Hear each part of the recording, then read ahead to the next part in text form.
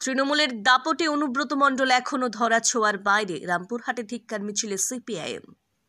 বোলপুর থানার আইসিকে অশ্লীল ভাষায় গালিগালাজ, এমনকি তার মা ও স্ত্রীকেও টার্গেট করে কুরুচিকর ভাষা, এই সংক্রান্ত একটি অডিও ক্লিপ সোশ্যাল মিডিয়ায় ভাইরাল হতেই রাজ্য রাজনীতিতে নতুন করে বিতর্ক ছড়িয়েছে। অভিযোগের তীর সরাসরি তৃণমূল নেতা অনুব্রত মণ্ডলের ঘনিষ্ঠ নেতা বিক্রমজিৎ সাউয়ের দিকে। এই ঘটনার পরই সরব হয়েছে সিপিআইএম। দলের তরফে দাবি উঠছে, অবিলম্বে তৃণমূলের প্রভাবশালী নেতা অনুব্রত মণ্ডলকে গ্রেপ্তার করতে হবে। তাদের অভিযোগ, চাকরি প্রার্থীদের ন্যায্য দাবির আন্দোলনে কলকাতার রাস্তায় বসে থাকা শিক্ষকদের ওপর খাকি ড্রেস পরা পুলিশ অমানবিক লাঠিচার্জ করছে, অথচ অনুব্রত মণ্ডল বা তার ঘনিষ্ঠদের বিরুদ্ধে কার্যকর কোনো পদক্ষেপ নিচ্ছে না প্রশাসন। এইসব ঘটনার প্রতিবাদে আজ সিপিআইএম ধিক্কার মিছিলের ডাক দেয় বীরভূমের রামপুরহাটে। মিছিলটি শুরু হয় শহরের ডাক বাংলা মোড় থেকে এবং পরিক্রমা করে শহরের বিভিন্ন গুরুত্বপূর্ণ রাস্তাঘাট, শেষে সমাপ্ত হয় ৫ মাথা মোড়ে। মিছিলে একটাই স্লোগান, তৃণমূলের দাপটে নেতা অনুব্রত মণ্ডলকে অবিলম্বে গ্রেপ্তার করতে হবে।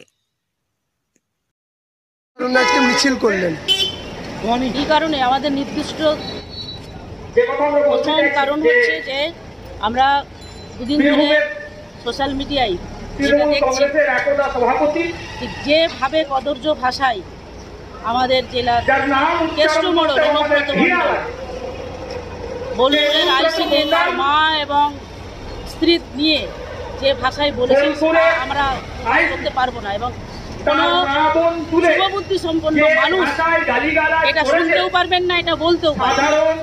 তার প্রতিবাদে আজকে আমাদের মিছিল। দেখছি আজকে সোশ্যাল মিডিয়ায় ভাইরাল হয়েছে তৃণমূল ছাত্র পরিষদের সেই নিয়ে কি বলবেন? এটা তো তাদের রাজনীতি, এই ভাষায় তারা কথা বলে। সোশ্যাল মিডিয়ায় ভাইরাল হয়েছে বলে আমরা জানতে পারছি। আমাদের জেলার পুলিশদের তৃণমূলের নেতা নেত্রীরা এই ভাষায় কথা বলে। আজকে আমাদের রাজ্যের পুলিশের তিনি এখনো পর্যন্ত সোশ্যাল ভাষায় ঘুরে বেড়াচ্ছেন, কি বলবেন? এখনো পর্যন্ত পুলিশ তাকে গ্রেপ্তার করেনি। করবে কেন? আমাদের রাজ্যের মুখ্যমন্ত্রীর নির্দেশ ছাড়া গ্রেপ্তার করতে পারবেন না। ফলে রাজ্যের মুখ্যমন্ত্রী চাই না, তাই পুলিশ গ্রেপ্তার করেনি। কি চাইছেন আপনি? আমরা চাইছি এই ধরনের দুষ্কৃতিকারী অ্যান্টি সোশ্যালের মতো ভাষা যে বলতে পারে তাকে ইমিডিয়েট গ্রেপ্তার করা হোক। কি নাম? আমার নাম টেনিস লোক। কি পদে আছে?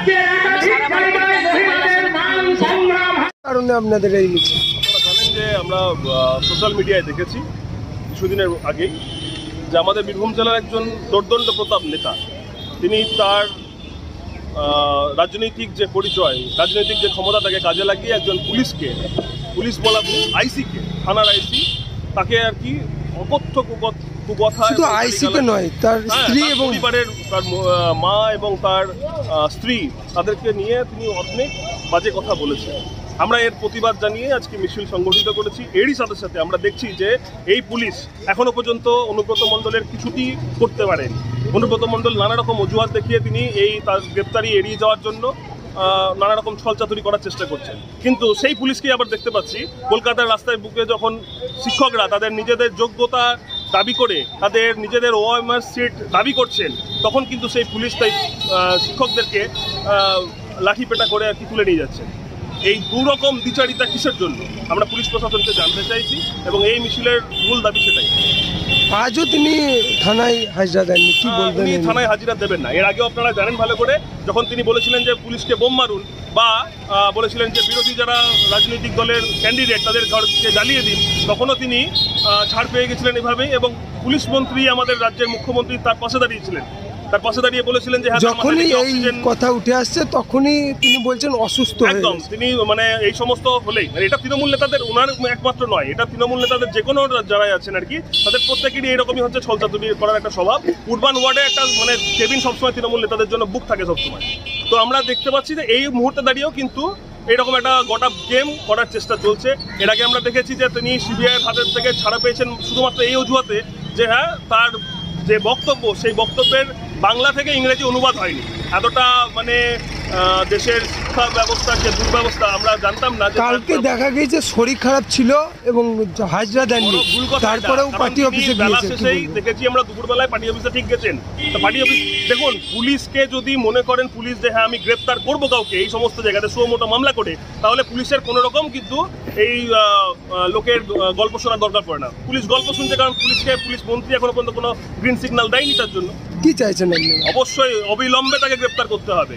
এই জেলার বুকে এবং এই রাজ্যের বুকে যদি পুলিশ প্রশাসনের মুখকে আবার স্বচ্ছভাবে সামনে রাখতে হয়, যদি তাকে মানে একটা নিরপেক্ষ জায়গায় বজায় রাখতে হয়, অবিলম্বে অনুব্রতকে গ্রেপ্তার করতে হবে এবং অনুব্রতকে সাহায্য করছেন যারা, তাদেরকেও গ্রেপ্তার করতে হবে। আজকে দেখছি সোশ্যাল মিডিয়ায় ভাইরাল হয়েছে। দেখুন, আজকে সোশ্যাল মিডিয়াতে ভাইরাল হয়েছে আবার একজন, তিনি হচ্ছেন ছাত্র পরিষদের আবার তৃণমূল ছাত্র পরিষদের জেলা সভাপতি বিক্রমজিৎ সাউ।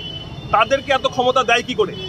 এটা যদি অন্যান্য রাজনৈতিক দলের কোনো নেতা হতো, সেই সম্মান মানে সেই সুযোগটা কি তারা পেতো? তাদেরকে বাড়ি থেকে তুলে নিয়ে আসতো পুলিশে, কোথায় খুঁজে, যদি মানে পাতালেও খুঁজে থাকতো সেখান থেকেও তুলে নিয়ে আসতো। তাহলে অনুব্রতর জায়গায়, বিক্রমজিৎ সাউদের জায়গায় অসুবিধা কোথায়? কার সমস্যা বা কার অপেক্ষা করছেন, কার গ্রিন সিগন্যালের জন্য? মুখ্যমন্ত্রী নাকি পুলিশের যে সুপার আছেন তার? কি নাম? আমার নাম রাহুল চ্যাটার্জি। কি পদে? আমি এই জেলার যুব সংগঠনের নেতা।